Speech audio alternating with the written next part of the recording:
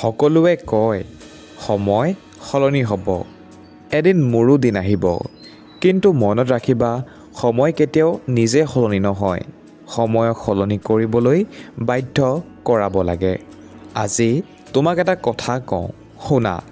তুমি শুই থাকা বা কাম কৰা, তুমি কান্দি থাকা বা হাঁহি থাকা, এই সময় কাৰো বাবে ৰৈ নাথাকে।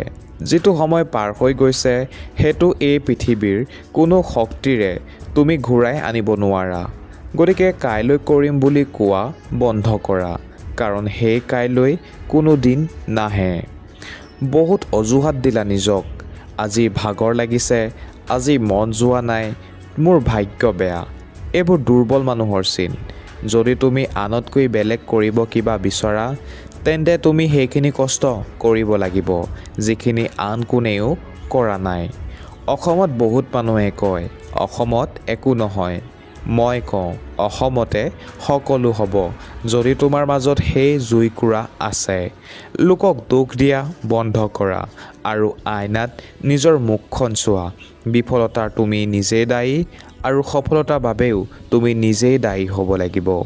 আজিৰ পৰা 5 বছৰৰ পিছত তুমি ক'ত থাকিবা সেয়া নিৰ্ভৰ কৰিব তুমি আজি কি কৰি আছা তাৰ ওপৰত।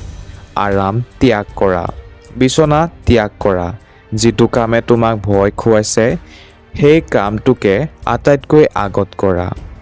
মনত ৰাখিবা, সিংহই চিকাৰ কৰিবলৈ হ'লে দৌৰিবই লাগিব। ঘৰত বহি থাকিলে চিকাৰ মুখলৈ আহি নাযায়। সময় এতিয়াও আছে, নিজক প্ৰমাণ কৰা, উঠি থিয় হোৱা আৰু কামত লাগা, কাৰণ তুমি হাৰিবলৈ জন্ম হোৱা নাই।